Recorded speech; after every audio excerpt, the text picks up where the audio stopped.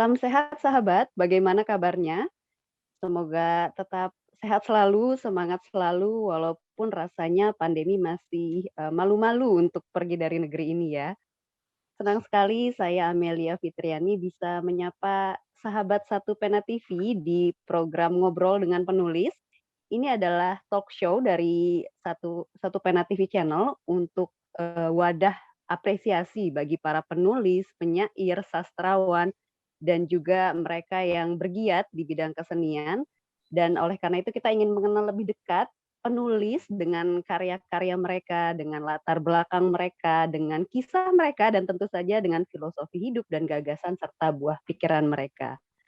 Karena kita percaya bahwa di balik setiap kata selalu ada rasa, di balik setiap frasa selalu ada makna, dan di balik setiap karya yang dihasilkan oleh penulis selalu ada cerita, selalu ada filosofi, selalu ada makna yang disimpan di dalamnya.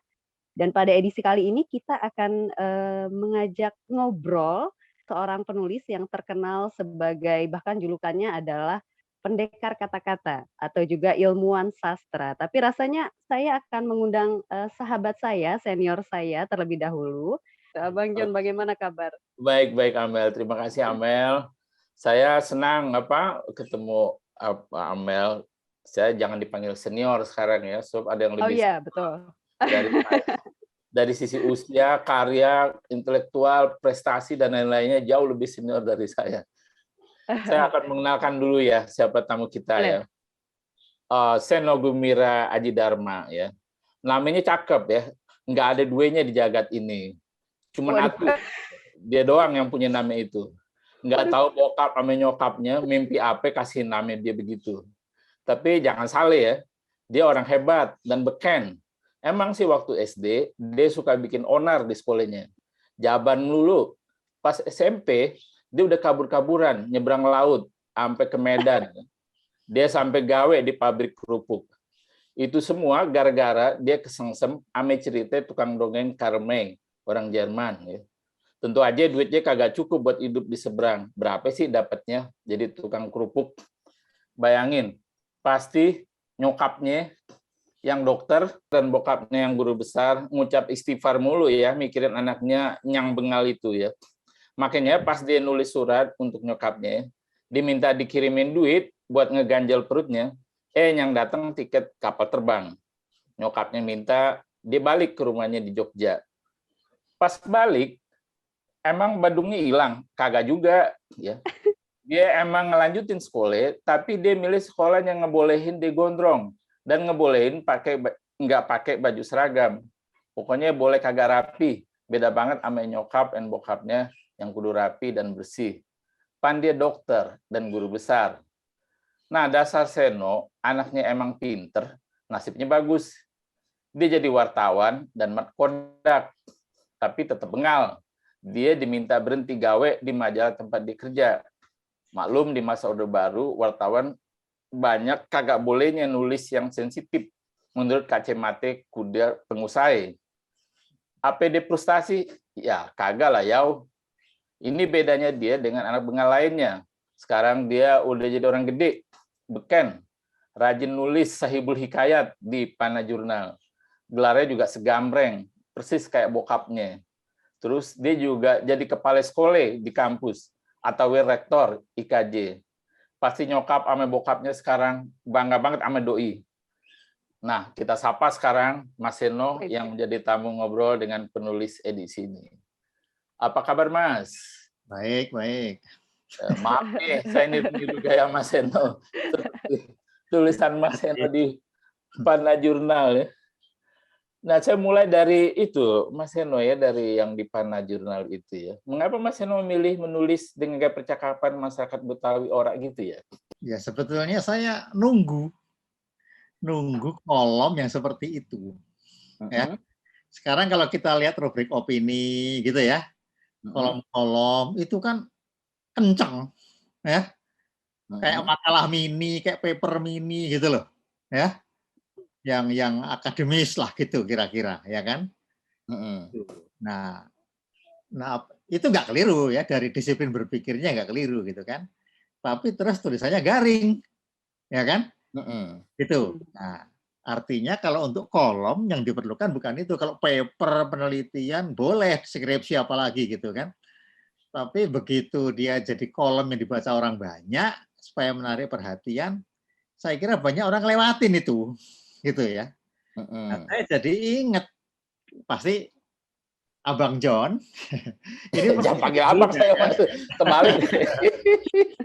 Ya, ini namanya Mahbub Junaidi, ingat kan? Oh, tahu saya. MA Wibrower, ya kan? Romo Mangun, ya kan? Gitu kan? Kemudian agak muda lagi MH, gitu kan? Itu kan seru, nih kan? Itu semua masalah serius kan kita bacanya bisa sambil ketawa, gitu kan? Dan aja gile, gitu kan? Aja gile banget itu kalau kok bisa hilang. Itu saya rindukan itu, gitu loh, ya. Saya kira nggak ada kan? Belum, yang begini saya baru ketemu ini. Ya? Kalau Anda udah tahu itu Mahbub, ya, gitu loh. Tak kasih ilustrasi nih supaya Amel tahu tuh. Jadi Mahbub itu mau menceritakan, gitu kan? Ketika diteliti, kenapa jembatan di Palembang Ampera itu miring, gitu loh. Miring. Diteliti oleh ahli kelas dunia nih, gitu kan, segala macam, gitu. Entah diraba, airnya di apa, terus ketemu bahwa ada berbagai macam zat di air itu, dan terutama katanya anu yang artinya kencing, gitu, ya kan? Gitu. Nah, jadi Mahbub nulis artikel di Kompas loh, kalau mau opini yang sekarang seperti sekarang ini. Kamu judulnya apa coba, ya kan? Bukan main kencing orang Palembang katanya, gitu kan? Kira-kira seperti itu. Gitu. Jadi bisa bikin miring itu sih jembatan Ampera itu sedikit. Kapan kita ketemu lagi seperti itu? Nah kan? Nah, terus saya pernah baca juga Firman Muntako, pasti pernah baca juga kan? Ya, kita ketahui itu ya. Jangankan kalimat pertama, baris pertama aja kita langsung hahaha gitu kan? Dan saya selalu menganjurkan pada orang-orang yang menderita gitu kan, bacalah Firman Muntako. Karena Anda akan langsung mendapatkan kebahagiaan instan. Wah, bayangin. Bahagia kok bisa instan itu kan? Gitu. Ya kan? Nggak usah meditasi, nggak usah tai chi, pokoknya. Baca itu aja gitu. Tapi mana sekarang? Gitu kan? Mana? Gitu. Ya sudah, saya bikin sendiri aja. Gitu. Rinduan itu. Aja, gitu loh. Gini Mas Seno ya, apakah Mas Seno punya latar belakang hidup di kalangan Betawi? Apa dulu tinggal di Tenabang, apa di Setiabudi, atau di mana? Kayaknya akrab betul gitu dengan. Yang paling Betawi ya paling Keramat Pulau. Terus IKJ kan di Kalipasir. Ya, Kalipasir, ya. Oh, Kalipasir Betawi banget itu, betul. Betawi. Dan mahasiswanya kan anak gaul semua. Gitu kan?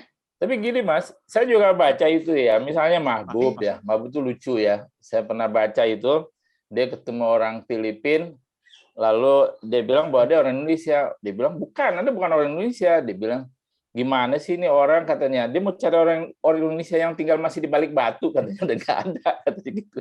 Nah, tapi bahasa mereka masih menggunakan kata-kata bahasa Indonesia ya. Tapi kalau Mas Heno, itu kata-katanya udah jungkir balik ya. Misalnya ada istilah oming krong tai gitu. Itu kan orang yang nggak langsung dapat mencerna. Itu Firman Muntako, Brouwer, si Mahbub itu selalu menggunakan kata-kata yang formal ya. Tapi kalau Mas Heno itu jauh sekali ya dari bahasa formal ya. Apakah itu tidak mengganggu orang memahaminya dengan baik? Bisa. Terutama karena saya sendiri kan tidak fasih ya bahasa Betawi yang asli. Gitu ya. Tidak fasih Betawi yang asli gitu, dan memang itu, tapi saya belajar terus gitu ya, belajar terus, dan ya orang itu kan nggak harus hebat toh, kurang sedikitnya boleh. Gitu ya, satu. Kedua, saya juga nggak nyari popularitas gitu loh ya, artinya orang nggak ngerti ya apa, kalau dia menyerah ya sudah tamat gitu kan. Tapi saya yakin ada orang yang menggali juga gitu ya. Kalau kayak saya nggak ngerti Nietzsche gitu, ya saya nggak menyerah, saya menggali gitu kan. Gitu. Ya. Saya Lagi pula itu ngebayangin, satu ya, salah satu dari bagaimana saya nulis gitu. saya Kelihatan ngebayangin tuh kalau misalnya ya Dian Sastro membaca itu seperti dia membaca sepotong senja untuk pacarku itu. Kalau dia membaca tentang cerita dengan gaya Betawi, pasti lidahnya kelibet-libet itu ya, bisa kusut lidahnya gitu ya. iya. Ya saya aja nggak pasti kok. Ya, saya aja nggak pasti. Tapi ini satu usaha lah gitu ya, satu usaha. Karena itu kosong, gitu loh. Jadi saya baca Firman Mutaku itu bahagia banget gitu ya, gitu. Ya, nah ini sebagai apa ya? Ya pembaca yang kreatif itu ya menulis juga gitu aja udah gitu kan. Gitu. Dan dengan ini saya selalu mencoba melihatnya dari kacamata jalanan, gitu. Ya. Jalanan tentang peristiwa-peristiwa yang mengenai hidup mereka juga kan, gitu. Ya kan? Politik itu kan berdampak pada mereka. Nah mereka sendiri ngomongnya gimana, gitu loh. Nah itu siapa tahu ada yang baca, nggak tahu saya itu apa ngeceknya ada yang baca apa enggak gitu. Saya paling minimal enggak saya senang bacanya. mengalami suatu proses eksplorasi yang menurut saya menguntungkan saya gitu. Nah, gitu. Nah, iya, kelihatan sih. Maksud saya gini, Mas Heno itu tidak pakai kata gue di situ ya. Lu aja jarang ya, pakai kita. Padahal dalam sehari-hari Betawi itu kenceng ya, pakai guanya gitu ya. Nah, saya mencari-cari itu ada kata gue nggak gitu. Cuma ada satu ya. Saya nggak mencari dengan apa detail ya. Iya. Kata gue itu tahun 2018. Mungkin itu awal Mas Heno bikin cerita itu nggak? Tahun 2018. Ini tanah nenek moyang gue, judulnya ya. Nah itu kata gue ya. Apakah Mas Heno memang sengaja menghilangkan kata gue dan lu? Saya menghindarinya karena apa ya? Ya gue kan pasangan lu kan, gitu ya. Dan lu itu kan kalau kita nggak akrab, nggak sopan katanya, gitu loh, ya kan? Iya. Jadi kalau belum akrab ya, tahu-tahu kok bilang lu gitu kan, gitu. Nah, jadi saya menghindari itu dan masuk ke ane sama ente gitu kan, gitu. Ya, ane sama ente banyak itu. Dan saya pelajari ada juga AY gitu kan. Nah, itu saya belum tuntas belajarnya bahwa Betawi itu memang nggak tunggal, gitu loh, ya. Beda ane, beda AY gitu kan. Ada lagi gue gitu. Itu ada peta bahasa gitu, ya. Jadi Betawi itu terbagi-bagi dalam berbagai wilayah berdasarkan bahasanya gitu. Nah, jadi semakin menarik kan sebetulnya, gitu, ya. Tapi Mas Heru sehari-hari dulu waktu di IKJ, waktu masih muda, maksud sekarang masih di IKJ, waktu mahasiswa ngomong kayak gue lu gitu sama teman-teman di sana atau? Iya. Biasa orang Jawa itu pakai bahasa Jawa dia. Ya iya. Biasa orang Jawa gitu. Tapi ya kena lah ya. Kan terus segera jadi kerja di pers di apa itu kan ya semua begitu kan. Jadi Mas Heno ini bukan pakai apa namanya memilih segmentasi pembaca sebenarnya. Ingin memilih segmentasi pembaca yang demen bahasa Betawi gitu. Saya nggak yakin ada itu. Nggak yakin ada itu. Ya. Kalau ya ini tempatnya juga di para jurnal kan gitu loh. Jadi ada cerita ini kan dulu di Kompas. Ya kan? Di Kompas itu sempat 2 tahunan lah itu. Ya, sempat 2 tahunan gitu sebelum pindah ke Pana Jurnal. Nah, itu kita lihat sekarang apa yang terjadi dalam konstelasi bahasa gitu loh. Ya. Jadi mungkin ada kerisian gitu loh. Ini kok nggak ada bahasa Indonesianya. Gitu kan? Sementara perjuangan pers itu kan bahasa Indonesia yang baik dan benar gitu kan, yang benar gitu. Gitu ya kan. Jadi saya kira ada faktor itu, gitu ya. Di samping topik-topik yang kan makin kenceng tuh pada zaman Ahok itu kan, gitu loh. Jadi saya termasuk yang paling sering diminta menurunkan suhu gitu kan. Artinya, bahwa jangan ini ganti gitu loh, ya kan. Nah gitu. Tapi saya kira yaitu yang mana saya nggak tahu yang mana yang lebih jalan ya. Apa karena bahasa, apakah karena soal politis ini gitu, ya. Tapi kalau saya lihat bagaimana hegemoni bahasa Indonesia itu, ya kan? memang tidak memberi jalan pada bahasa daerah, gitu, ya kan? Jadi kan ada satu ungkapan tuh, siapa sih yang membunuh bahasa daerah yang tiap hari mati satu itu, ya kan? Dari mati satu gitu, Banyak banget. gitu. Yang di pelosok-pelosok, yang tinggal 1 kampung, 3 kampung, gitu kan? Itu kan rutin mati itu, rutin loh, ya gitu. Nah, ya bahasa Indonesia antara lain kan, gitu. Karena orang kalau mau survive kan harus bisa bahasa Indonesia minimal, ya kan? Di Indonesia itu jadi pegawai negeri kah, sekolah kayak semua gitu. Nah saya mengalami gitu dalam semangat semua orang Jakarta itu berhutang pada orang Betawi gitu kan. Nah ini balasannya ini kayak gitu gitu kan, gitu. Nah jadi saya teruskan di Panah Jurnal yang mau menerima ini gitu kan, gitu ya. Nah saya setiap kali saya punya metode yang mungkin menarik ya.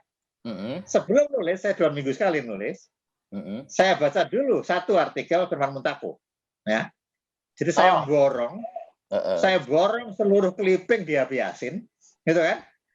Itu cuma 300.000 dapat segini, nah dapat segini, gitu. Nah, dan banyak setiap judul bikin bahagia. Kurang apa itu kita beruntungnya sebetulnya, gitu kan? Nah, dari situ saya temukan kata yang saya nggak ngerti, gitu. Dan minimal saya dapat satu kata baru, gitu loh, ya. Dan kalau sempat saya pakai. Nah, itu kan menjadi kontribusi, gitu kan? Dari yang sudah ada, hilang, saya nggak ngerti, bahkan di kamus nggak ada. Ya, saya punya kamus Betawi Jakarta itu, Betawi Indonesia, kadang-kadang nggak ada di situ. Nah, gitu. Nah, saya masukkan ke tulisan itu, gitu. Ya. Nah, itu kan satu bentuk perjuangan ya, gitu. Pokoknya itu kan menarik. Jadi kita jadi terpaksa baca, belajar, gitu kan? Gitu, dan nulis juga. Dan seterusnya. Nah, ini kumpulannya mau terbit bentar lagi, ya. Ya. Jadi masih banyak dong stoknya ya. Tulisan kan Firman Muntako segini, 300.000. Sedangkan tulisannya baru segini nih. Jadi masih panjang nih ceritanya ya. Tulisannya kan tergantung ininya. Ya ini kan nggak pernah kering. Mas Enonya ininya nggak pernah kering ya.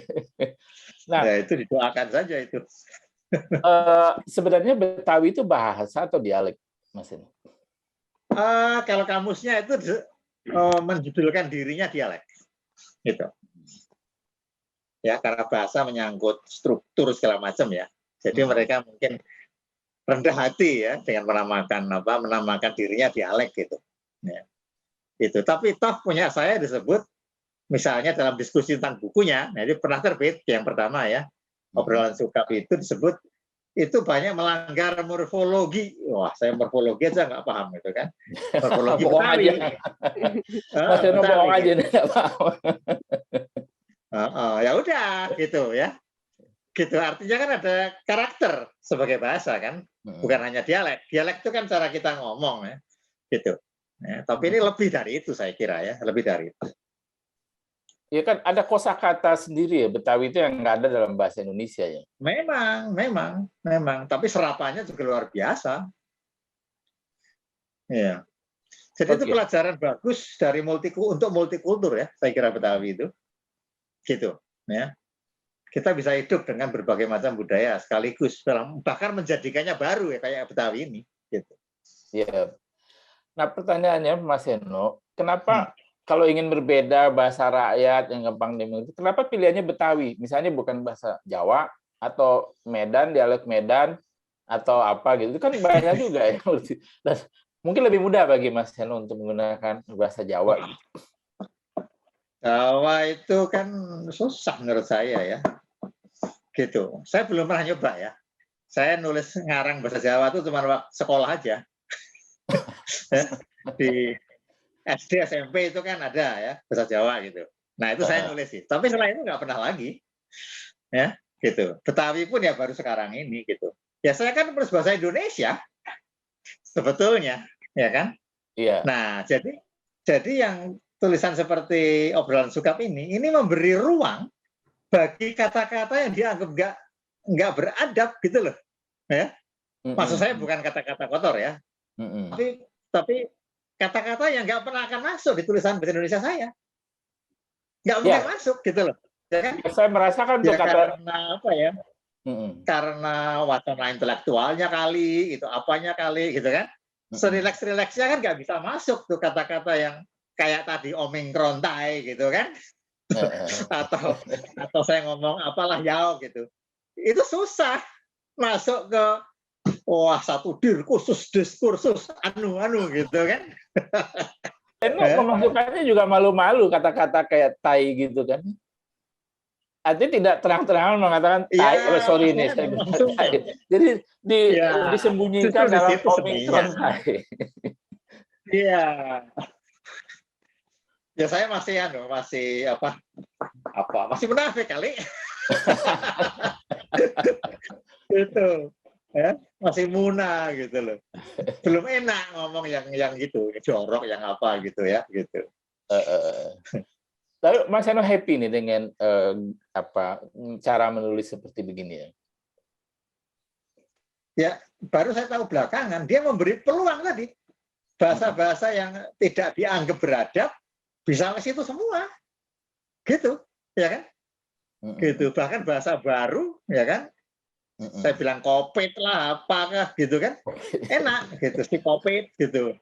Susah masuk kemana-mana itu. Dan editor pasti mengakalinya kan, apa sih ini gitu loh, ya kan? Gitu. Di sini merdeka benar. Merdeka benar ini gitu loh. Jadi dari main-main dia lebih dari itu rupa-rupanya, dia memberi jalan. Dan ngapain saya tahu bahasa itu sebagai penulis, kenapa dipakai? Ya kan? Ya kan ajaib kan? Gitu loh.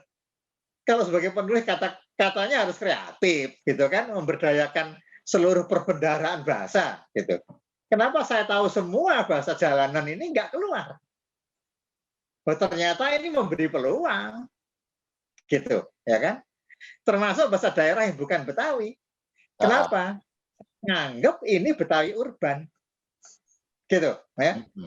Jadi ketika agak dikejar deadline gitu, saya malas buka kamus, karena kamusnya itu bukan Indonesia Betawi, Betawi Indonesia, gitu loh. Padahal kan saya enaknya Indonesia dulu kan.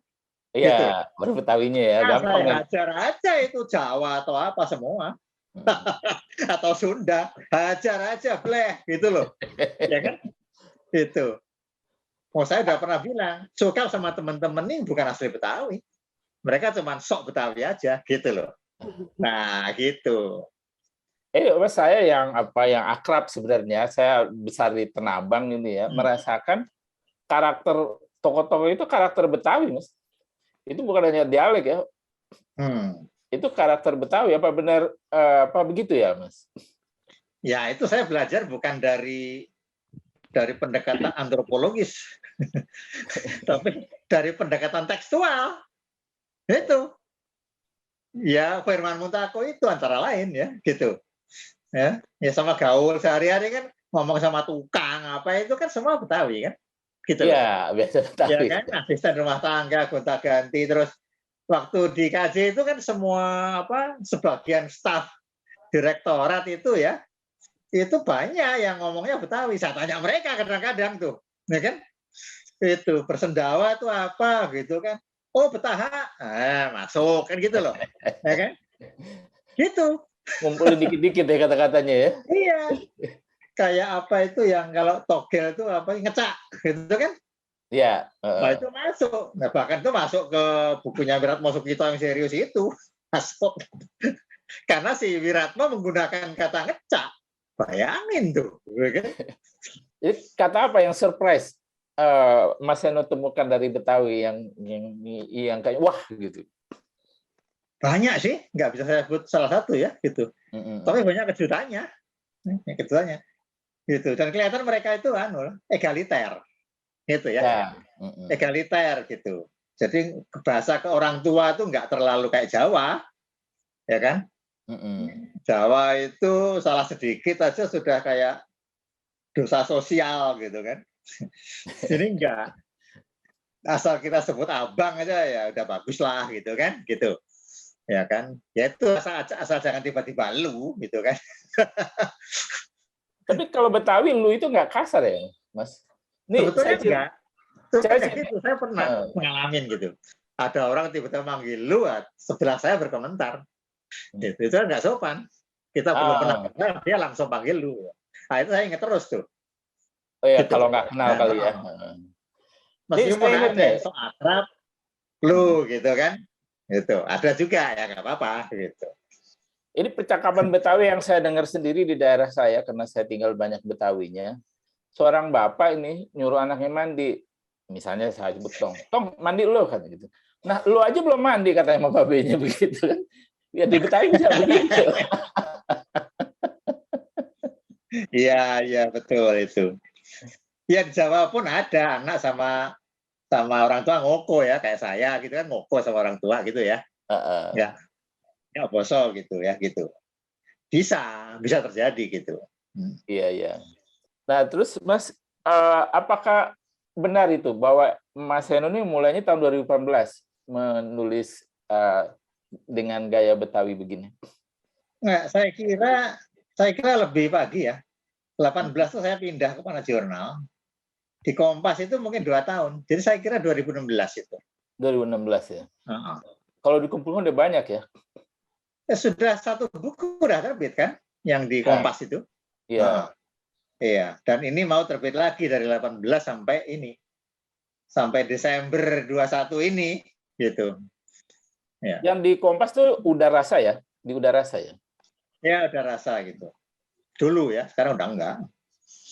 Terus kenapa pilihannya medianya Pana Jurnal? Itu media Mas Heno atau bagaimana? Itu ya teman-teman bikin ya. Gitu ya. Jadi ya saya pikir itu kan nggak terlalu populer mungkin ya gitu. Saya kira mesti ada sesuatu yang ditunggu gitu. Nah, jadi saya kasih itu dengan janji 2 minggu sekali gitu. Gitu ya. Jadi ya kalau ada orang seneng ya dia akan ngeklik terus kan gitu loh. Gitu. Dan kalau orang luar nulis dapat honor ya? Iya dapat. Ya meskipun nggak banyak. Pokoknya honor atau penghargaan. Ini yang modalin Mas Heno pada jurnal? Enggak. Itu anak muda kok. Saya diajak belakangan. Belakangan saya diajak. Pasti dia nggak mikir untung kan dari situ ya? Apa dia mikir untung? Saya untungnya dari mana saya juga bingung, ada iklannya juga. Oh, biayanya juga nyaris nggak ada. Oh iya, honor-honor itu kan.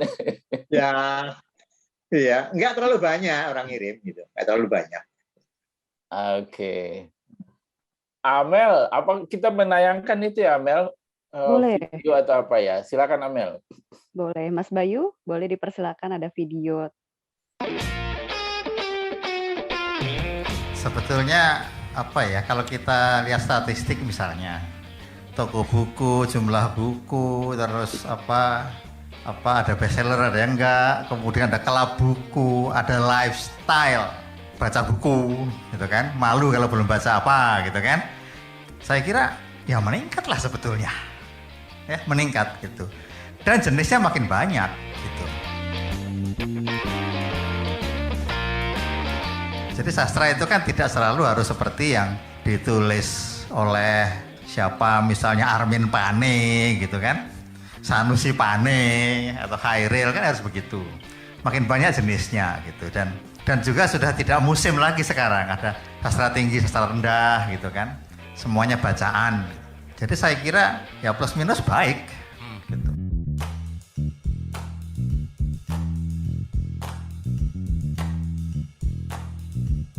Ya makanya saya sering bilang yang keliru tuh barangkali istilah sastra itu.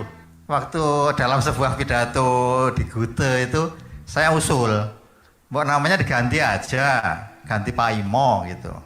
Ya supaya tidak berjarak, supaya akrab, supaya tidak serem. Jadi ada 3 saya kira ya, 3 mitos sastra yang harus dihancurkan gitu. Karena ini yang membuat sastra itu dijauhi dan bikin alergi.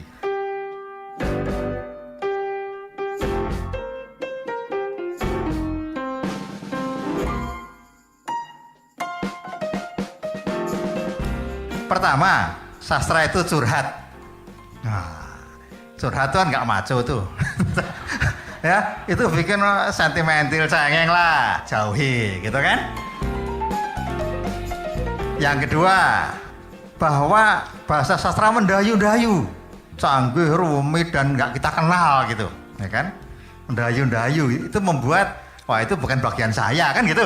Kira-kira insinyur fisika atau elektro ya apa ini, gitu kan? Gitu angin menggelepar gitu-gitu, terus sepi terbanting, gimana caranya itu?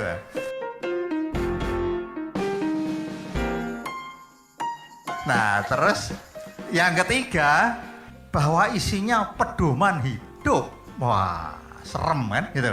Nasihat-nasihat petua, saya kira jangankan zaman sekarang, zaman dulu pun orang nggak suka dipetuai, terutama yang muda ya gitu. Jadi unproduktif lah. Isinya itu berambisi untuk menunjukkan cara hidup yang baik dan benar gitu.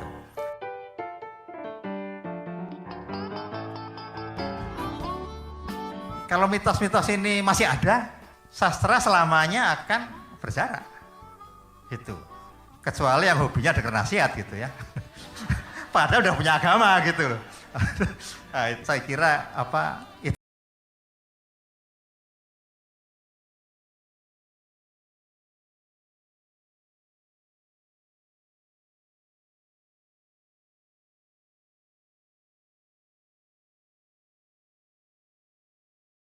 itu komentarnya Pak Seno soal mitos sastra nih, sepertinya ada 3 mitos sastra harus dihancurkan karena rasanya mungkin mulai ditinggalkan atau teralienasi dari sastra milenial atau dari kaum milenial. Tapi seperti itu boleh dielaborasi lebih lanjut nggak Pak Seno? Apakah itu karena Pak Seno melihat situasi di mana kok rasanya di era milenial seperti ini sastra semakin ditinggalkan atau seperti apa sehingga Pak Seno menilai rasanya mitos-mitos sastra ini harus dimusnahkan nih? Ya, saya kira problemnya memang di situ ya. Misalnya ada sastra beneran sama sastra pop gitu kan, gitu. Ya. Ya kenapa sih harus begitu? Ya kan? Jadi gini loh, saya kira gini, lahirnya pemahaman sastra itu berbobot dan lain-lain, itu lahir dari para pemikir sebetulnya sebagai semacam politik, gitu ya. Politik untuk menunjukkan kelompoknya, gitu ya. Yang ngomong sastra itu berkelas, elit gitu, itu kan pasti termasuk dia toh. Iya kan? Gitu loh. Ya, yang bukan penyair tidak ambil bagian tuh, Hairil yang ngomong gitu kan. Itu kan dia setengah ya, melecehkan, bahkan mungkin pokoknya menafikan, ya kan? Yang nggak baca yang nggak bersyair, nggak ngerti sastra ya udah kamu di sono, bukan bagian dari kami yang secara budaya elit ini gitu, ya kan? Gitu. Nah, tapi sebetulnya gini loh, sastra itu apa sih, gitu kan? Ya, sastra itu sebetulnya ekspresi ya tekstual dari komunitas yang manapun, gitu loh, ya. Jadi kalau komunitas yang melahirkan dangdut, ya musiknya, ya syairnya, ya mereka menghasilkan sastra itu, sastra dangdut, gitu loh, ya. Tinggal diakui saja. Gitu ya, terus komunitas yang tidak mungkin sekolah musik gitu kan untuk belajar not balok, ya bikin rap saja pakai mulut saja gitu loh, ya kan? Dan itu juga canggih kok, coba aja bikin kalau nggak percaya, gitu kan? Susah itu, ya kan? Bisa jatuh pada setiap suku kata yang sama, yang pas dengan makna yang masing-masing itu berhubungan, itu nggak sembarang. Ya, bukan sebenarnya keterampilan dan penguasaan ya, mastery gitu loh ya. Ya, jadi itu kalau dalam festival yang disebut sastra gitu kan, internasional itu sudah tidak selalu terdiri dari penulis ya. Tapi termasuk tuh rapper gitu kan, performer gitu ya, tapi yang menggunakan kata-kata, pendongeng lisan gitu. Ya. Karena Afrika misalnya kan, itu meskipun dia tidak ada huruf, ya, tidak ada aksara, tapi justru kekayaan bahasa terletak pada apa? Kelisanan gitu ya. Di mana setiap bunyi tek cek begek sup gitu semua itu ada artinya. Gitu ya. Kekayaan. Gitu. Jadi salah ya kalau berbahasa tulis itu lebih tinggi, lebih beradab daripada yang nggak punya, itu salah besar gitu ya. Kalau dibalik kita nggak tahu apa-apa soal itu. Ya kan? Kelisanan. sak benua Afrika itu kan yang juga ribuan aksen gitu ya. Dan seterusnya saya kira kita bisa belajar juga di sini di mana-mana ya kan, yang tidak bisa dibilang wah Bugis tuh hebat karena punya aksara gitu ya, tapi yang tidak punya aksara ya juga hebat gitu ya. Silakan periksa tuh bahasa Komodo, bahasa Roti, bahasa banyak itu ya, luar biasa juga syairnya apanya, meskipun sayangnya ya kita bacanya kan bahasa Indonesia, ya kan? Iya. Bahasa Indonesianya dari terjemahan bahasa Inggris. Karena yang meneliti itu orang luar, gitu kan? Dia mengorbankan hidupnya itu sudah 7 sampai 15 tahun loh, gitu kan? Untuk melahirkan satu buku saja, gitu. Ya. Nah, jadi kita lihat ya bahasanya persoalan yang seberharga itu, gitu. Nah, jadi kalau sastra itu dieksklusifkan gitu. Nah, itu hanya sebuah politik untuk meninggikan diri. Gitu, ya. Ya juga seni dan semuanya lah gitu, ya. Nah, lebih baik kita mengakui semuanya sastra. Semuanya sastra gitu.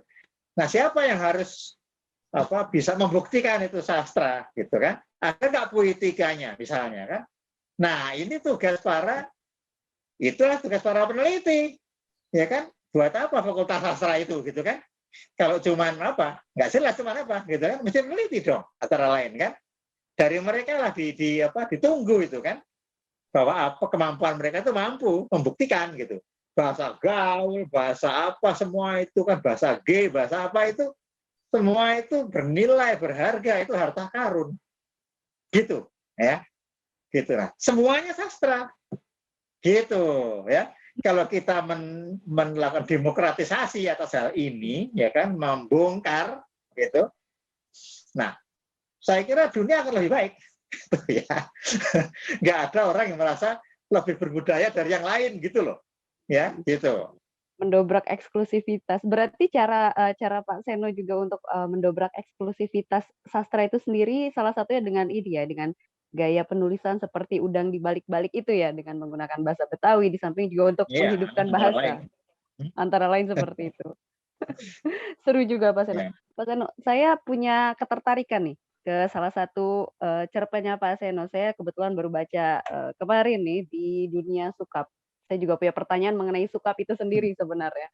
Tapi ada satu cerpen yang saya cukup kecantol nih rasanya di Tetanggaku Bertato kalau nggak salah, yang dia adalah petinju. Lalu suatu ketika istrinya si petinju itu adu mulut sama penagih utang begitu. Ketika adu mulut, tetangga-tetangga datang, mereka jadi tontonan.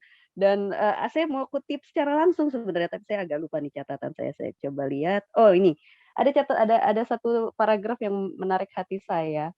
Pak Seno tulis ini, saya kutip langsung ya. Drama sehari-hari memang lebih seru ketimbang sinetron. Kalau ada kamera video, tinggal merekam dan menayangkannya. Tidak kalah dengan telenovela. Buktinya para pembantu rumah tangga itu menonton dengan asyik. Lebih asyik karena tidak tahu masalah sebenarnya. Mereka sibuk membahasnya dengan analisis gaya pakar dalam wawancara di televisi. Ini kan saya baca di 2021 ya. Hal itu adalah sesuatu yang ini biasa aja orang di drama, baik itu settingan ataupun drama reality begitu ya, atau dibuat seolah-olah nyata, direkam, ditayangkan, jadi bahan obrolan di media sosial, seolah-olah mereka paham situasinya seperti itu. Bahkan dari tokoh-tokoh dramanya itu yang tidak terkenal pun bisa menjadi terkenal karena jadi bahan perbincangan di media sosial. Tapi kan ini ditulis di tahun 1997.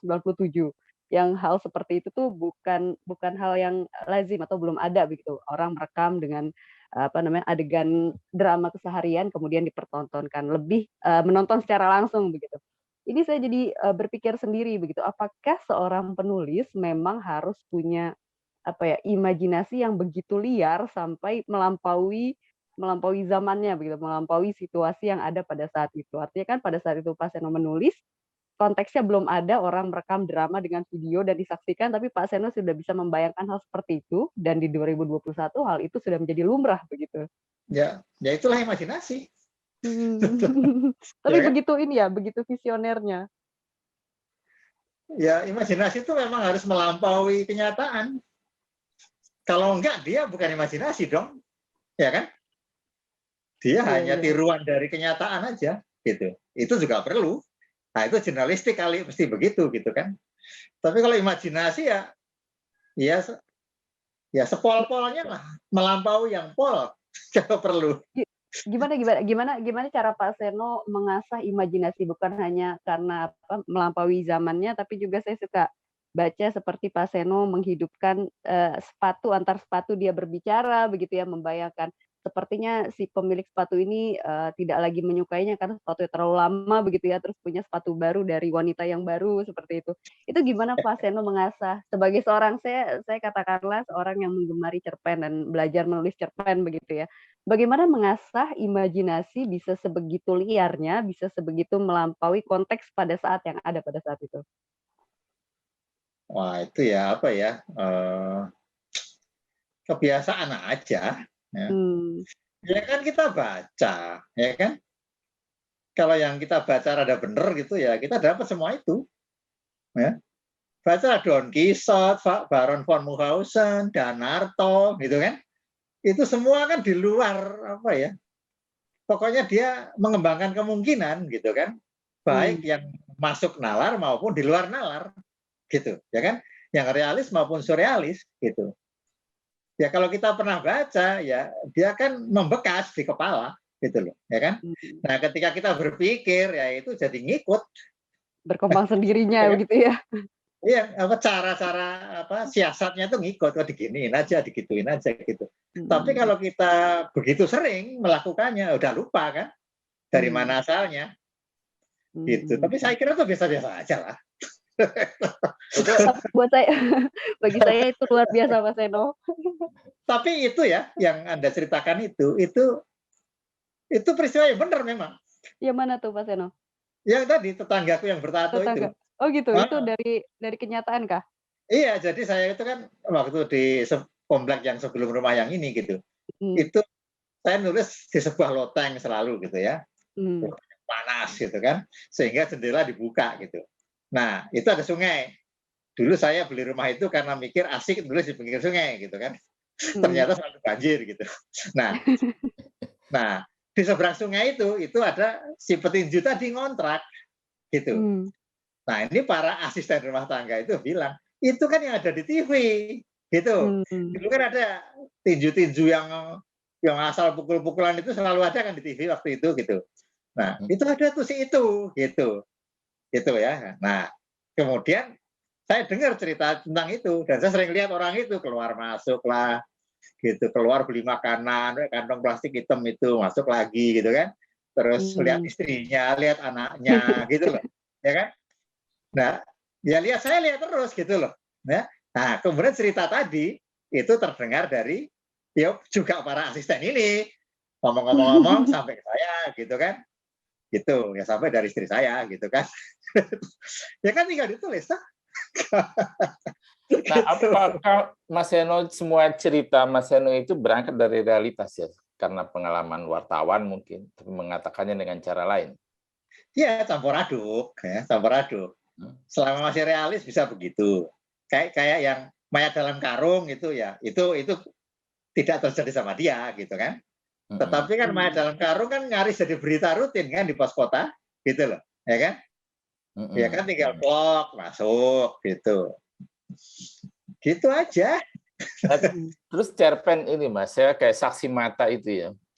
Itu kan apakah Mas Seno merasa bahwa itu menteror dan gaya-gaya mirip-mirip Putu Wijaya barangkali? Apa ada pengaruh begitu nggak ya? Ya pasti. Saya tuh kalau susah nulis baca aja Putu. Iya. Langsung lah kok dia bisa ya gitu. Kayaknya gampang nulis gitu kan. Ya langsung saya juga gampang nulis gitu. Ya meskipun saya jarang mengalami itu gitu ya. Tapi kalau begitu baca itu langsung wah, dia bisa gini saya bisa yang lain dong. Nah, gitu loh. Ya. Gitu. Jadi teknik dia tuh saya kuasai bukan siasatnya gitu. Kira-kira mikir apa Mas Putu itu? Hajar. Ya saya juga bisa hajar gitu. Ya. Gitu. Kalau sepatu saling berbicara itu tadi yang seperti dikatakan Amel juga terpengaruh oleh apa itu, Mas? Gini, kalau pengaruh itu pasti ada, tapi saya udah nggak bisa tahu lagi yang mana, gitu kan? Oke. Ya, gitu. Bacaan anak-anak bisa. Saya kan dari kecil baca, ya, gitu. di rumah saya itu ya, di Jogja, di Bulak Sumur itu, saya itu nggak bisa lihat tembok, gitu. Nggak pernah lihat tembok. Buku semua, gitu. Oh. Ya, buku semua, gitu. Ya. Cuma sayangnya bukan anak. Ya, tapi akhirnya tradisi baca itu ya ada gitu kan, gitu. Karena kalau ingat orang tua saya itu ya cuma ingat 2 orang sedang baca gitu loh. Tapi yang dibaca bukan sastra ya? Bukan, ya bidang mereka lah gitu. Ya meskipun bapak saya punya buku sastra sabrek ya banyak lah gitu. Tapi yang bahasa aslinya kan Inggris, Perancis ya mana saya tahu pula gitu, ya kan? Gitu ya waktu itu. Nah, tapi sebenarnya saya ya. penasaran loh, Mas Seno. Sebenarnya darah seni, darah sastra itu dari mana ya, Mas? Pada Mas Seno. Nah, yang saya nggak tahu apakah bisa lewat darah gitu loh. Ya, maksud saya ini gen atau bakat atau apalah namanya ya, atau pilihan memilih jalan sastra yang berliku atau yang gampang atau yang menentang ya, menentang kemapanan di rumah. Orang tua yang dokter yang tertib, kemudian ayah yang guru besar, tentu saja guru besar itu tertib. Ini anaknya bengal ya, SMP aja udah kabur, udah lari ke Medan gitu kan. Nah, itu kan berbeda sekali. Apa memang mencari jalan sastra, jalan apa namanya gitu. Bagaimana ceritanya Mas Seno memilih pilihan profesi atau jalan hidup jadi sastrawan? Saya kira saya nggak memilih ya, gitu. Tapi terdorong kiri kanan sehingga bisanya cuma itu. Kiri kanannya apa nih Pak Mas Seno? Ya kan gini, kalau remaja itu, gitu kan? Ini apa Bung John, kalau nggak mau Bang Bung gitu kan? Pasti ngalamin lah, ya kan? Kita tuh mau eksis gimana caranya ya, gitu kan? Kan ada gitu-gitunya kan?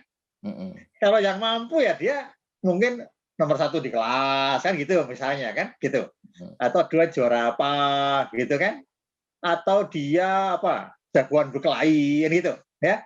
Pokoknya setiap orang pada masa Sturm und Drang itu kan nyari sesuatu gitu ya kan, gitu.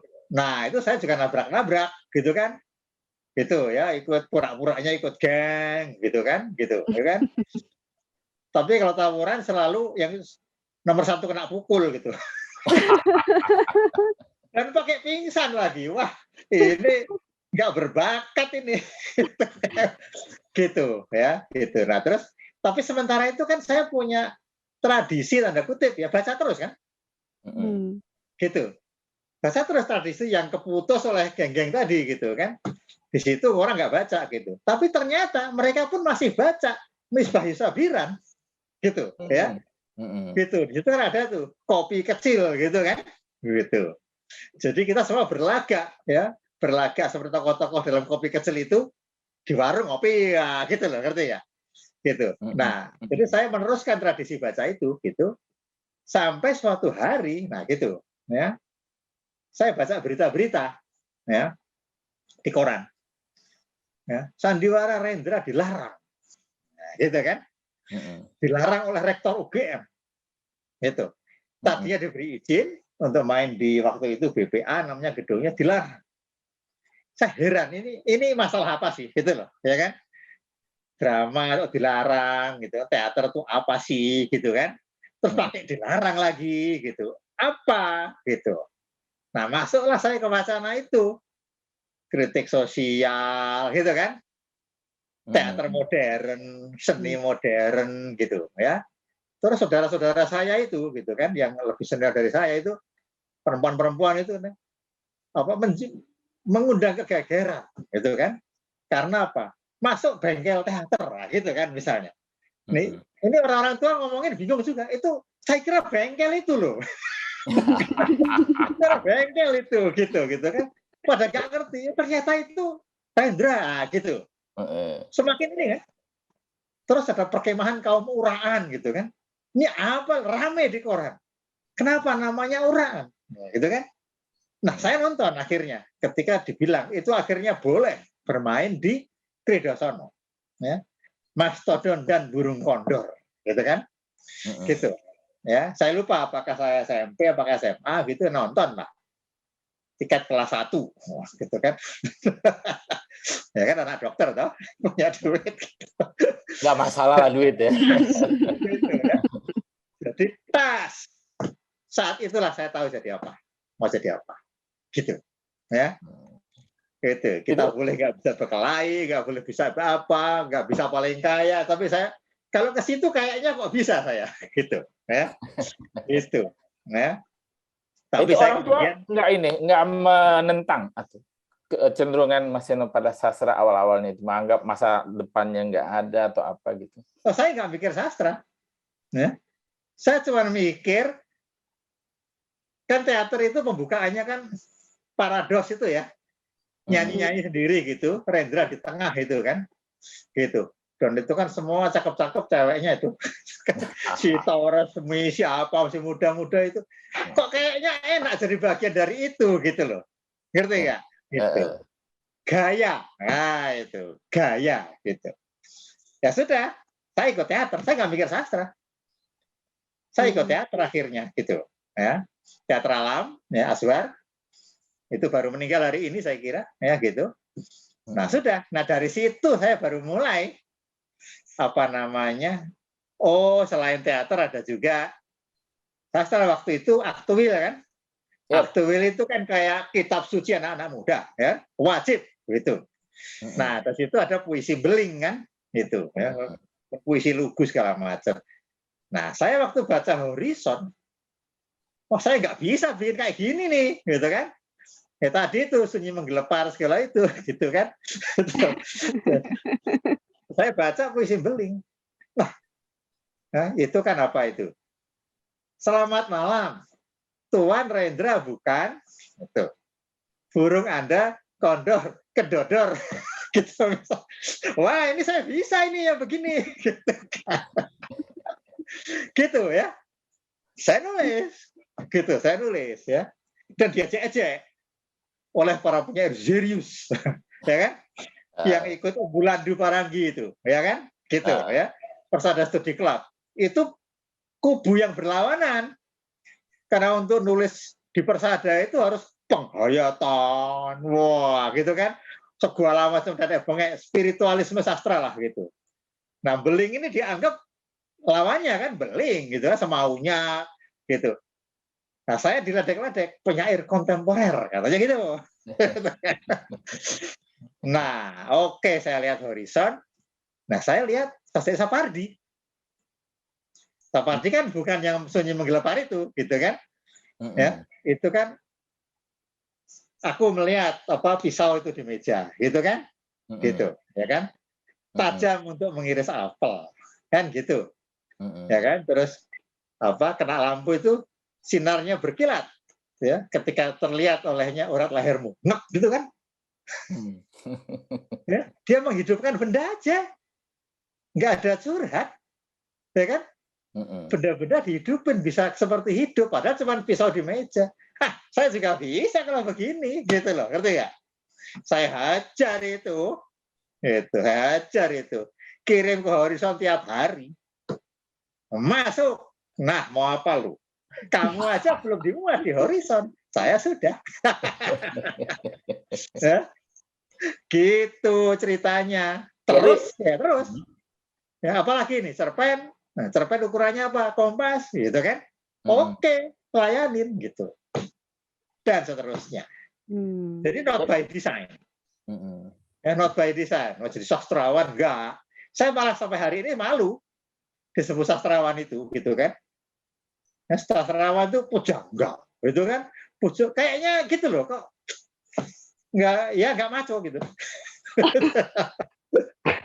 Pak Seno lebih nyaman disematkan apa namanya, profesi atau kegiatannya lebih nyaman disematkan apa, sebagai wartawan kah? Sekarang ini susah ya.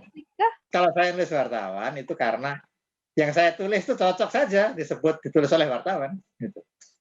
Ya, saya nulis film ditulis wartawan bisa, nulis sastra oleh wartawan bisa, gitu loh. Nulis kolom apalagi, gitu kan? Ya apa aja. Jadi ya paling gampang wartawan gitu. Ya kan? Soalnya kalau sastrawan kok nulisnya film, ya kan? Kalau sastrawan kok nulisnya politik, gitu loh, ya kan? Gitu. Kalau wartawan kan kanan kiri atas bawah bisa, itu aja. karena Dan lebih juga mudah masuk. fotografer ya Mas Seno ya. Oh iya, fotografer juga. Fotografer juga ya. Ya, apalagi yang satu itu, ya. Saya memang waktu kuliah di IKJ ada tuh 2 semester tuh fotografi, ya kan? 2 semester, dan dari situlah saya belajar. Tapi saya nggak pengen jadi fotografer, gitu ya. Itu karena apa? Asal apa? Kan kalau kita kerja di pers, ya kan? Misalnya reporter 15 nih, gitu kan? Itu fotografer paling 3 kan, atau 2 kan? Gitu loh. Gitu. Sehingga reporter itu jadi rebutan kan ini fotografer ini, gitu. Nah, gitu. Nah, saya termasuk yang nggak perlu ditemenin, gitu, karena saya bisa motret, gitu. Nah, dari situ motret terus rupanya saya, gitu loh, ya kan? Motret terus dan lama-lama apa namanya tanpa pengen jadi fotografer ya, agak pede itu, ya sudah foto-foto saya ditampil sebagai foto, gitu, lama-lama gitu. Ya. Nah, terus Oscar itu kan, Oscar Motullah kan, banyak nggak foto kamu? Ya selama ini saya motret terus gitu kan. Ya, lihat dong saya kasih negatif saya itu. Itu kira-kira ada 6.000 tuh foto gitu kan. Ya diseleksi pameran lah saya gitu. Itu yang kedua padahal ya. Yang pertama yang di Japan Foundation.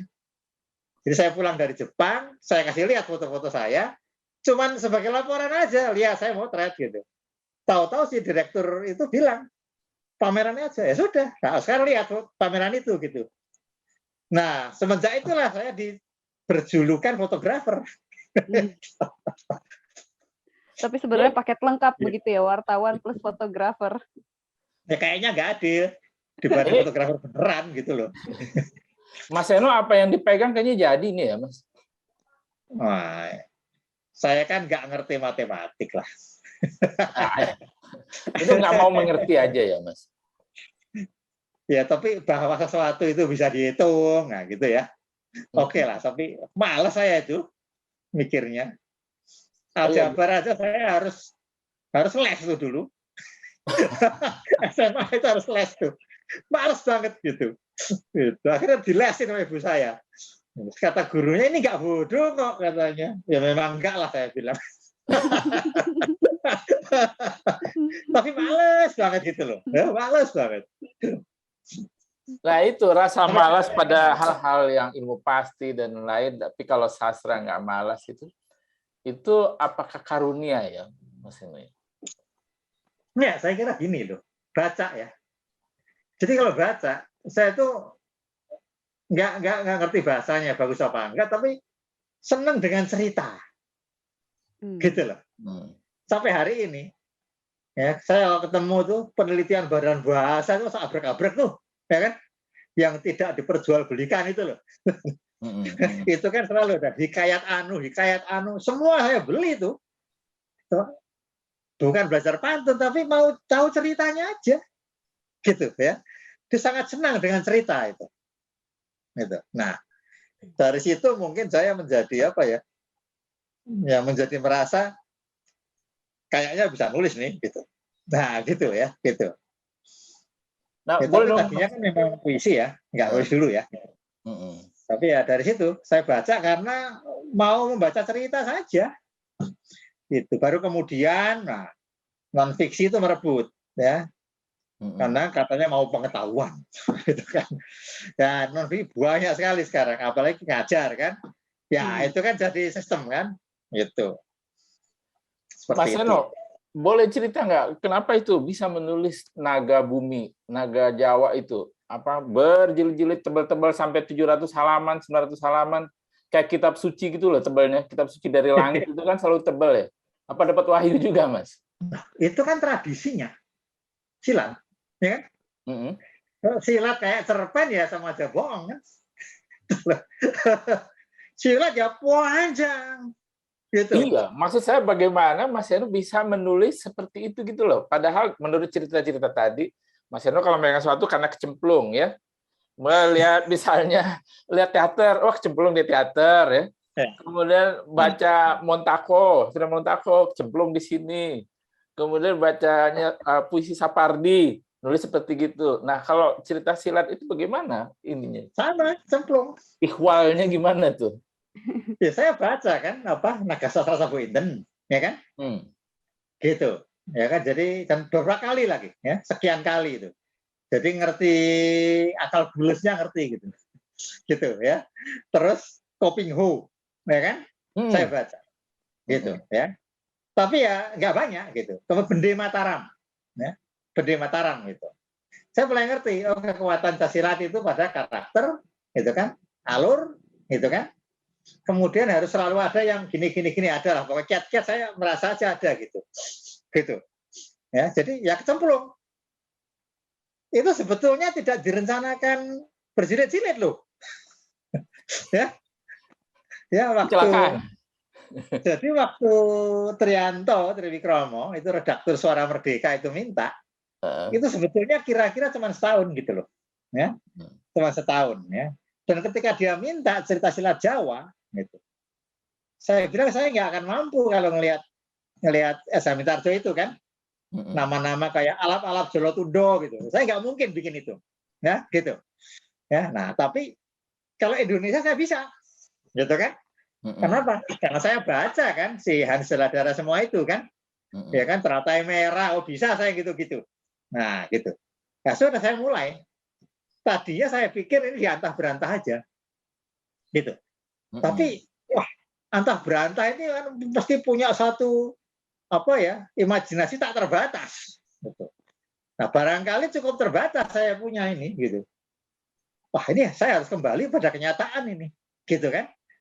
Jadi saya tengok nih, kalau mau ke kenyataan, yang mana saya ambil, ya kan? Abad berapa, ya kan? Kalau Nogososro itu, gitu kan? Si ini Singosari ini, saya mau ambil yang belum pernah, gitu kan? Saya telusuri, yang abad 8, 9 nggak pernah, gitu, ya. Dan ini memang sejarah yang paling sedikit informasinya dibanding yang Mataram segala macam itu, gitu kan? Ini Mataram Hindu ini paling dikit, gitu, ya. Nah, kalau bolong artinya kita bisa main kan, gitu loh. Manfaatin yang bolong itu gitu. Dan saya baca menarik juga memang ini. Nah, saya mulai, ya, langsung, ya nulis baca gitu. Ya. Nah itu jadi plotnya datang belakangan, ya, gitu. Ya, belakangan itu. Tadinya impro aja. Belakangan ada flashback, ada ini, terus saya juga tidak membatasi diri saya itu adalah fiksi. Kadang itu seperti esai, kan? Ada footnote yang kayak non fiksi, masalah sejarah. Jadi kalau ada masalah sejarah yang masih orang berdebat, yang bingung saya dong. Saya harus ikut yang mana ini? Karena pembaca silat nggak mau tahu debat sejarah itu kan. Pokoknya harus terima jadi siapa rajanya gitu kan. Misalnya gitu. Wah celaka ini gitu kan. Ya sudah saya masukkan aja debat itu sebagai footnote. Gitu ya. Footnote, dan si tokoh ini juga ikut pura-pura nggak tahu. Aku sebetulnya nggak tahu siapa yang benar, aku hanya dengar dari perbincangan di warung, nah gitu kan. Padahal perbincangan di warung ini ya itu tadi kajian sejarah semua ini yang berdebat itu gitu, ya gitu. Seperti itu. Baru kemudian saya tahu apa buktinya abad 8 ada warung. Wah celaka ini gitu kan. Nah itu nggak ada buktinya. Nah saya terlanjur, ya, karena kalau nggak lewat warung ini cerita nggak bisa bergulir ini, ya kan? Dengar gosip, dengar apa, semua dari warung misalnya dia mampir warung berkembang cerita gitu. Terus juga abad 9 di Cina gitu. Apa sudah ada konsep warung gitu. Nah konsekuensi ini berat studi-studi seperti ini, ngerti nggak? Yep. Nah ini yang bikin cerita menggelinding terus. Nah saya sampai 3 tahun bertanya-tanya lah, pemimpin Suara Merdeka itu kapan tamatnya? Gitu kan, gitu. Nah terpaksa saya nggak tamatin, tapi saya ya diminta pindah ya sudah, stop, gitu kan. Itu masih sisa itu. Terus yang sudah ada dibukukan. Nah kemudian ternyata ditawarin lagi bisa jual lagi gitu kan. Di atas kebaikan Halim HD itu bisa ditawarkan ke Jawa Pos mau, tapi cuma setahun. Ya. Nah, jadilah itu karena Rakabumi 3 itu antara lainnya. Nah, sekarang saya mikir Rakabumi 4. Gitu. Itu waktu awalnya ditawari itu kan kontraknya setahun, Mas ya? Dan itu tiap hari ya dimuatnya ya. Bagaimana Mas Seno itu meyakini bahwa Mas Seno sanggup menulis tiap hari cerita seperti itu sehingga menerima tawaran itu? Saya baca di Pana Jurnal waktu Mas Seno ke Jepang itu menulis itu sampai potang-panting gitu, nulis 600 kata. Pertama 100 dulu siangnya, 200 itu. Kemudian sisa malam yang udah mengantuk itu dituntaskan 100 kata gitu. Itu kebayang nggak tingkat kesulitannya waktu tanda tangan kontrak gitu? Enggak, jadi kalau waktu kita kontrak itu diperingatkan saya. Kita nggak mau yang itu gitu. Yang bikin sport jantung itu katanya kan gitu. Ya. Jadi harus punya stok. Oke, stok sebulan atau 2 bulan waktu itu gitu. Ya. Itu. Tapi lama-lama stok ini menipis, ngejar terus ini. Jadi kecepatan saya nulis tidak sama cepat dengan kecepatan muat kan tiap hari gitu. Ya, kenapa? Ya kan saya kan nulis yang lain-lain juga kan, gitu loh masalahnya, ya kan? Iya. Masih banyak hal yang lain gitu, cerpen, non fiksi, kolom dan seterusnya itu kan. Hidup jalan terus ya. Nah itulah kemudian tinggal 3 hari, tinggal 2 hari, tinggal besok gitu kan, gitu. Nah waktu sama Trianto itu malah saya dikte sempet itu di jalan tol jam 5 ditanya, lah ini sudah mau naik cetak, ini sambungannya belum ada gitu. Masih ada separuh doang gitu. Ya sudah sambung ya gitu kan. Sambung, maka kedua musuh itu berhadapan-hadapan gitu kan. Angin bertiup, daun gugur gitu kan. Sudah cukup belum? Daun gugur melayang sampai ke sungai gitu kan. Terus gitu. Mereka masih bertatapan, mereka mengira-ngira kemampuan lawan gitu. Cukup belum? 3 kalimat lagi, oke gitu. Secara lisan, Mas. Begitu. Iya. Gitu ya. Tapi saya nggak ingin mengulang gitu kan. Dan apalagi yang ngantuk. Anda nggak tahu aja rasanya itu kita nulis sambil tidur ya gitu. Oh, saya ngalamin, Mas. Saya ngalamin waktu jadi wartawan, ngantuk-ngantuk deadline. Itu. Kadang-kadang kita, saya nggak pengen ulangi meskipun ini potensial bisa terulang lagi gitu ya. Oh, Mel, kita masih punya satu tayangan, Mel. Silakan, ada Mel. Ada satu berita yang menarik baru-baru ini soal Mas Seno. Boleh ditayangkan, Mas Bayu? Ya. Gubernur Anies Baswedan kukuhkan 17 anggota Akademi Jakarta yang diketuai Seno Gumira Aji Dharma. Terima kasih, Mas Bayu. Mas Seno bisa ceritakan nggak mengenai Akademi Jakarta ini dan ngapain sih Pak Seno di situ? Mas Seno, ngapain Mas Seno di situ? Ya sebetulnya ini saya tidak menganggap diri saya layak dalam posisi itu ya. Gitu. Kenapa begitu? Ya sejarahnya toh. Ya. Dulu Akademi Jakarta pertama itu cuma 10 orang. Ya kan? Yang diminta ada di situ seumur hidup. Sekarang udah berubah peraturannya. Ketua Sultan Takdir Ali Syahbana. Bayangin tuh kan. Itu nama kan kayak pohon beringin udah gitu kan. Gitu. Ya. Anggota-anggotanya gitu kan. Sujat Moko. Ya kan? Muhammad Said. Ya kan? Gitu. Ya. Dan pokoknya semua nama itu udah tonggak kebudayaan Indonesia lah gitu loh. Nggak ada mereka seolah-olah ambruk gitu loh. Wah, ya dengan mitos kayak gitu kan ya bukan saya orangnya kan gitu ya. Bukan saya orangnya gitu. Jadi saya sebetulnya menolak. Gitu ya, menghindar gitu. Apalagi kemudian prosedurnya kan tidak sama lagi seperti dulu gitu. Ya, tapi kemudian ya saya terus-menerus diminta gitu sampai pada posisi bahwa ya sama seperti kita rektori itu saya juga nggak mau gitu kan. Saya pada posisi kalau saya tolak asosial gitu loh. Nah gitu ya. Kok asosial banget sih jadi orang gitu kan. Ini kan apa gitu kan. Ini kan diminta untuk inilah pokoknya bekerja ya sudah nggak bisa saya kalau saya belum sesombong itu gitu loh. Gitu. Nah, gitu. Mas Seno nggak menafsirkan itu sebagai penghargaan. Kenapa?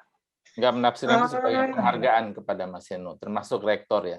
Rektor itu loh, diminta untuk mencalonkan ya, bukan dikasih gitu. Jadi saya dihargai sebagai calon gitu ya. Nah, saya berharap kalah gitu kan. Itu kan masalah prosedur aja kan sebenarnya. Enggak juga. kompetitor saya juga niat gitu loh, ya. Heeh. Gitu. Heeh. Nah, dan itu serius kok, itu cuma 1 suara menangnya itu gitu. Nah, jadi apa ya? Ya kayak gitu, kena kiri kena kanan jadilah itu sama seperti yang lain-lain. Gitu kan. Dan saya Jadi sebagai rektor itu agak sebel karena saya nggak mikir kesenian sama sekali selama itu, ya kan? Ya, saya pikir administrasi aja gitu loh, ya kan? Ya nggak nyambung sama sekali, saya akreditasi kan bisa lah. membentuk kebijakan Mas di situ. Rektor itu kan membuat kebijakan untuk Iya, kemajuan siswa. tetap aja lah ada office politik gitu-gitu kan, itu kan nyebelin. Ah, Ya, saya kan ngalami sebagai pemret itu kan Iya. itu di tempat seperti Bersinggung. Gramedia lagi gitu kan, itu kan ya itu udah apa ya, tangan kekuasaan itu kan masuk ke situ gitu loh, ya kan? Ya supaya nggak dibredel itu artinya kan tangan kekuasaan diperhitungkan kan. Nah, itu kan ya nyebelin kan. Iya, nyebelin banget itu. Pertanyaan terakhir dari saya, Mas ya. Ya. Itu dalam banyak hal, Mas Heno selalu bercerita kecemplung ke sini, kecemplung ke situ tanpa niat. Sekarang pada posisi sekarang saat ini, apa hal yang Mas Heno inginkan yang belum terwujud? Apa tunggu Mau dicemplungin bilang lagi, banyak, dijorokin? mau bilang banyak kayak orang nggak bersyukur kan gitu. Tapi sejujurnya itu saya itu nggak pengen apa-apa kecuali sesuatu yang di depan saya gitu, ya. Jadi saya pernah baca itu, saya meletakkan cita-cita tidak setinggi langit, gitu ya. Tapi cuma semeter di depan aja gitu loh. Ya gitu, ya.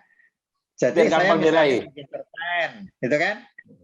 Ya, cita-cita saya pengen dimuat, udah gitu aja, gitu. Ya. Itu saya bikin novel, ya syukur kalau ada yang mau nerbitin. Nah segitu aja udah, gitu. Iya, dan ternyata Sederhana. semua buku Mas Heno kan dicetak ulang ya, bukan hanya sekedar diterbitkan ya. Ya, tapi ada juga yang nggak terbit-terbit dong. Oh, bukan. Silakan Tapi Amel. iya, tapi Mas Seno rasanya pengalaman soal penolakan itu cukup sering ya, penolak awalnya menolak untuk gabung ke Akademi Jakarta, juga pernah menolak penghargaan begitu ya. Apa ini Mas, maknanya tuh apa sih Mas Seno? Apakah Mas Seno rasanya cukup rendah hati untuk tidak sebaiknya bukan saya begitu ya, tapi atau apa alasannya Mas Seno? Atau tidak ingin bersinggungan dengan yang seperti tadi politik, urusan, administrasi? Iya, iya, saya kira antara lain itu ya. Gitu. Itu Atau tidak mau ribet? iya, pengalaman sebagai pemret saya kira ya. Kenapa Gitu. tuh? Tapi pemret itu masih enak, masih kayak wartawan gitu loh. Ya kan? Gitu, ya. Tapi kalau kemudian pengalaman akademis saya gitu, wah ini banyak sekali urusan yang membuat kita tidak berada di dunia ilmiah gitu loh, ya kan? Tidak meneliti, tidak nulis, tidak gitu, tidak diskusi. Saya selalu menghindari itu, ya. Dan sebetulnya saya pikir bukan itu. Apa? Saya males rapat. Ya. Tidak ada yang lebih membuang waktu selain rapat, gitu, ya kan? Gitu. Rapat itu sejam, 2 jam, terus debatnya itu mesti pakai sopan santun, gitu kan? Padahal kita dengan segala hormat belum tentu setara, gitu kan? Nah itu capek saya, gitu loh, ya. Nah, semakin saya sedikit rapat, semakin bagus hidup saya sebetulnya gitu, ya.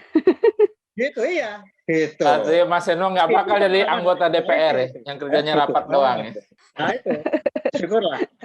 Syukurlah begitu. Pertanyaan Tidak terakhir rapat sama tidak terima tamu. Nah itu, ya kan? Oh. Tamu ini juga nggak tahu apa. Ternyata ya itu yang saya hindari ya. Akhirnya dapat ya itu males. Oke, pertanyaan terakhir deh untuk Mas Seno dari saya. Mas Seno sudah menulis dari tahun 70-an ya, 70-an, 80-an, sampai 2000-an juga perubahan zaman, perubahan waktu, perubahan usia, perubahan situasi begitu ya. Tapi apa sih yang membedakan seorang Pak Seno atau Mas Seno dari era 70-an yang menulis dan juga di era 2000-an yang juga masih menulis, apa yang membedakan? Bedanya apa ya? Dulu kita nulis untuk kesenangan atau kita nulis untuk kesenangan, senang nulis, tujuan tertentu gitu kan. Gitu, ya. Kalau sekarang enggak, sekarang nulis karena concern tentang sesuatu gitu.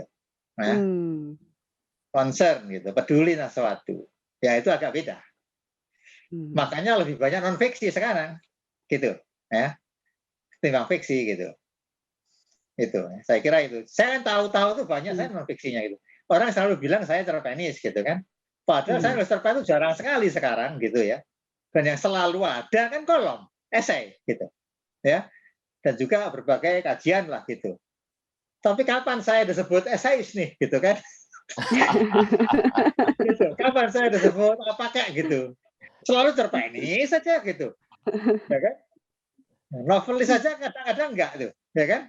Padahal kurang apa udah menang ini menang itu, nggak pernah sebut novelis tuh, cerpenis saja. Capek deh ini, ya kan? Tapi ya nggak apa-apa gitu. Nah itu bedanya ya. Jadi kalau dulu itu ada satu keinginan menulis baik, ya, misalnya gitu ya. Menulis baik, saya bisa nulis kayak gini gitu, itu ada gitu ya. Dan senang nulisnya gitu ya. Karena ide-ide, cerita gitu. Tapi kalau sekarang nggak, suatu concern tentang sesuatu gitu. Meskipun sesuatu yang orang banyak nggak mikir, cuma saya doang yang mikir. Ya.